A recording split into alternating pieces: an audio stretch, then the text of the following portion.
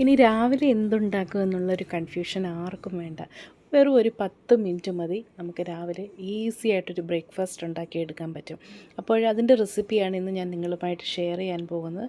ഈ ഒരു രീതിയിൽ അപ്പം ഉണ്ടാക്കാൻ ഒരു 10 മിനിറ്റ് മതി. അരി നമ്മൾ വെള്ളത്തിലിടണ്ട, അരയ്ക്കേണ്ട, കുതിർക്കേണ്ട, ഒന്നും ചെയ്യേണ്ട. വളരെ ഈസി ആയിട്ട് ഇതുണ്ടാക്കാൻ വേണ്ടിയിട്ട് നമുക്ക് 1 കപ്പ് റവ മതി. അപ്പോൾ ആദ്യം തന്നെ നിങ്ങൾ 1 കപ്പ് റവ എടുക്കുക, നേരിട്ട് മിക്സിയുടെ ജാറിലേക്ക് ഇട്ട് കൊടുക്കുക. അതിനോടൊപ്പം തന്നെ നിങ്ങൾക്ക് നിങ്ങളുടെ കയ്യിൽ 1/2 കപ്പ് തേങ്ങ ചിരകിയതുണ്ടെങ്കിൽ അത് ചേർത്ത് കൊടുക്കുക. ഞാനിവിടെ ചേർക്കുന്നത് തേങ്ങ ചിരകിയതല്ല, എൻ്റെ കയ്യിൽ നല്ല കരിക്കുണ്ടായിരുന്നു. അപ്പോൾ ഞാൻ ഈ കരിക്ക് യൂസ് ചെയ്താണ് ഈ അപ്പം ഉണ്ടാക്കാൻ പോകുന്നത്. നിങ്ങളുടെ കയ്യിൽ സാധാരണ നമ്മുടെ തേങ്ങ ചിരകിയതാണെങ്കിൽ അത് 1/2 കപ്പ് ചേർത്ത് കൊടുക്കുക. തേങ്ങ ചിരകിയത് ചേർത്തതിന് ശേഷം ഇത് അരച്ചെടുക്കാൻ പാകത്തിനുള്ള വെള്ളം ഒഴിച്ചു കൊടുക്കുക. അതായത് നമ്മുടെ നോർമൽ വാട്ടർ ഒഴിച്ചു കൊടുത്താൽ മതി. നല്ല രീതിയിൽ അരച്ചെടുക്കുക. ഞാനിപ്പോൾ ഇതൊന്ന് അരച്ചെടുത്തു. ഇതിൻ്റെ കൺസിസ്റ്റൻസി ഞാൻ നിങ്ങൾക്ക് കാണിച്ചു തരാം. കണ്ടോ, ഈ രീതിയിലിരിക്കണം. നല്ല അപ്പം ഇപ്പം തന്നെ ഉണ്ടാക്കിയെടുക്കുക. അത്രയ്ക്ക് സോഫ്റ്റായിട്ടാണ് അതിൻ്റെ ഒരു ബാറ്റർ കിട്ടിയിരിക്കുന്നത്. ഇതിനി നമ്മൾ ഒരു 5-8 മിനിറ്റ് ഒന്ന് വെക്കണം. അതിൻ്റെ പ്രോസസ്സ് ഞാൻ പറഞ്ഞുതരാം. ഇത് ഞാൻ അരച്ച മാവ് വേറൊരു പാത്രത്തിലേക്ക് ഞാൻ ഒഴിച്ച് വെക്കുകയാണ്. ഇതിലേക്ക് നമുക്ക് ആവശ്യത്തിന് ഉപ്പ് ചേർത്ത് കൊടുക്കണം. ഇത് കണ്ട്, ഇതാണ് ഇതിൻ്റെ കറക്റ്റ് ഒരു പാകം എന്ന് പറയുന്നത്. ഒട്ടും നീണ്ടും പോകരുത്, അതേപോലെ തന്നെ ടൈറ്റും ആയി പോകാൻ ഇടയാകരുത്. അപ്പോൾ ഞാൻ ഒരു നുള്ള് നമ്മുടെ സോഡാപ്പൊടി ചേർത്ത് കൊടുത്തു. അതുപോലെ തന്നെ പാകത്തിന് ഉപ്പ്. ഞാനിവിടെ ഹിമാലയൻ പിങ്ക് സോൾട്ടാണ് ചേർത്തേക്കുന്നത്. അതാണ് ഒരു ചെറിയൊരു പിങ്ക് കളറ്, നിങ്ങൾ വേറെ ഒന്നും വിചാരിക്കല്ലേ. അതേപോലെ തന്നെ ഇതിലേക്ക് നമുക്ക് അപ്പമായതുകൊണ്ട് തന്നെ കുറച്ച് മധുരം വേണം എനിക്ക്. നിങ്ങൾക്ക് മധുരം ഇഷ്ടമാണെങ്കിൽ ആവശ്യത്തിന് മധുരം കൂടെ ചേർത്ത് കൊടുക്കുക. ഇത്രയും കാര്യങ്ങൾ മാത്രം മതി. നമ്മുടെ അപ്പം നമുക്കൊരു 5-8 മിനിറ്റ് കഴിയുമ്പോഴത്തേക്ക് ഈസി ആയിട്ട് ഉണ്ടാക്കിയെടുക്കാൻ പറ്റും. നിങ്ങൾക്ക് 20 മിനിറ്റ് കഴിഞ്ഞ് മതിയെങ്കിൽ 20 മിനിറ്റ് കഴിഞ്ഞ് ഉണ്ടാക്കാം. അരമണിക്കൂർ കഴിഞ്ഞ് മതിയെങ്കിൽ അരമണിക്കൂർ കഴിഞ്ഞ് ഉണ്ടാക്കാം. ഇനി ഇത് നമ്മൾ അടച്ച് മാറ്റി വെക്കുക. ഒരു 8-10 മിനിറ്റ് കഴിയുമ്പോഴത്തേക്ക് എടുത്തു കഴിഞ്ഞാൽ മാവ് നല്ല പാകത്തിന്, കണ്ടോ, നല്ല പോലെ ഒന്ന് സോഫ്റ്റായി വന്ന് നല്ല അപ്പം ഉണ്ടാക്കാൻ പാകത്തിന് ആയി കിട്ടിയിട്ടുണ്ട്.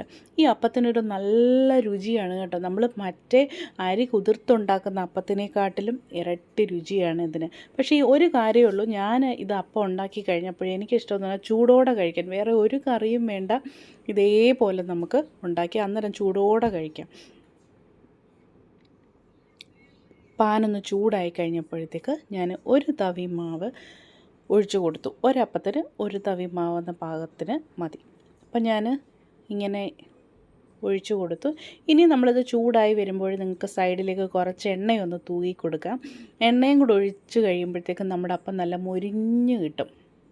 പിന്നെ ഒരു കാര്യം, നിങ്ങൾക്ക് ജീരകത്തിൻ്റെയൊക്കെ ടേസ്റ്റ് ഇഷ്ടമാണെങ്കിൽ ഈ നമ്മുടെ റവയൊക്കെ അരച്ചെടുക്കുമല്ലോ, അന്നേരം തന്നെ ഒരു നുള്ള് നമുക്ക് ജീരകം ചേർത്ത് കൊടുക്കാം. അതേപോലെ തന്നെ ചെറിയ ഉള്ളിയും 1-2 നിങ്ങൾക്ക് ഇഷ്ടമാണെങ്കിൽ മാത്രം അതുകൂടി ചേർത്ത് അരയ്ക്കുകയാണെങ്കിൽ അപ്പത്തിന് ഒന്നുകൂടെ ടേസ്റ്റും സ്വാദ് നല്ലൊരു രുചിയും കിട്ടും കേട്ടോ. അതിൻ്റെയൊക്കെ രുചി ഇഷ്ടമാണെങ്കിൽ നിങ്ങൾക്ക് ചേർത്ത് കൊടുക്കാം.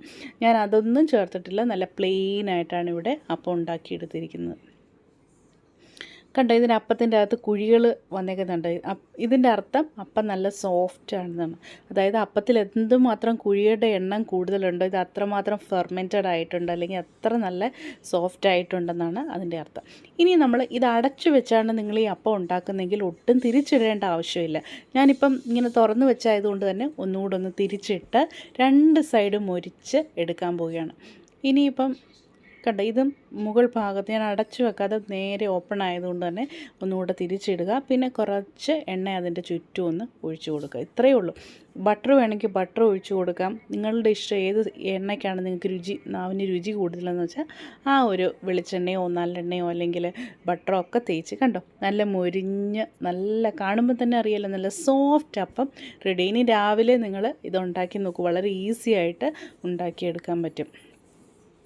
ഈ അപ്പം ഇതേപോലെ തന്നെ കഴിക്കാം. അതല്ല എങ്കിൽ കടലക്കറിയോ മുട്ടക്കറിയോ ഏത് കറിയുടെ കൂടെയും കഴിക്കാൻ നല്ലൊരു ഈസി ബ്രേക്ക്ഫാസ്റ്റാണ്. ഈ റെസിപ്പി നിങ്ങൾക്ക് ഇഷ്ടമായെങ്കിൽ താഴെ ലൈക്ക് ചെയ്യുക, കമൻറ്റ് ചെയ്യുക, നിങ്ങൾ ഫ്രണ്ട്സിനൊക്കെ ഷെയർ ചെയ്ത് കൊടുക്കാനും മറക്കരുത്. കണ്ടോ, വളരെ സോഫ്റ്റായിട്ടുള്ള നല്ല സ്വാദുള്ള അപ്പം. എനിക്ക് കറിയൊന്നും വേണ്ട ഇത് കഴിക്കാൻ. കറി കൂടാതെ തന്നെ നിങ്ങൾക്ക് കഴിക്കാൻ പറ്റിയ ഒരു അപ്പമാണ് ഇത്. അപ്പോഴെല്ലാവരും ഉണ്ടാക്കി നോക്കിയിട്ട് താഴെ കമൻറ്റ് ചെയ്യാനും ലൈക്ക് ചെയ്യാനും മറക്കരുത്. പിന്നെ നമുക്ക് വേറൊരു വീഡിയോയുമായി വീണ്ടും കാണാം. Till then take care, bye, see you next video. പിന്നെ എല്ലാവരും ലിൻസീസ് ലിങ്ക് ഒന്ന് സബ്സ്ക്രൈബ് ചെയ്യണം. അതുപോലെ തന്നെ നിങ്ങൾക്ക് ഇഷ്ടപ്പെടുകയാണെങ്കിൽ ഫ്രണ്ട്സിനൊക്കെ ഷെയർ ചെയ്ത് കൊടുക്കാനും മറക്കരുത്. Bye, see you next video.